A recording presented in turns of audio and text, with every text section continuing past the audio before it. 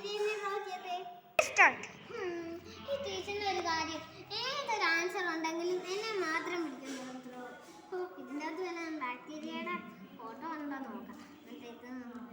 അയ്യോ, ഇതിൻ്റെ അകത്ത് ഒരു ബാക്ടീരിയയുടെ ഫോട്ടോ പോലുമില്ല. ടീച്ചർ പിന്നെ പറഞ്ഞ് ചോക്ലേറ്റും തരാമെന്ന്. ഞാനിപ്പോൾ എന്നാ ചെയ്യും? എനിക്ക് ചോക്ലേറ്റ് ഭയങ്കര ഇഷ്ടമാണ്. ഒരു ഐഡിയ കിട്ടിയിട്ടുണ്ട്. Teacher chalk.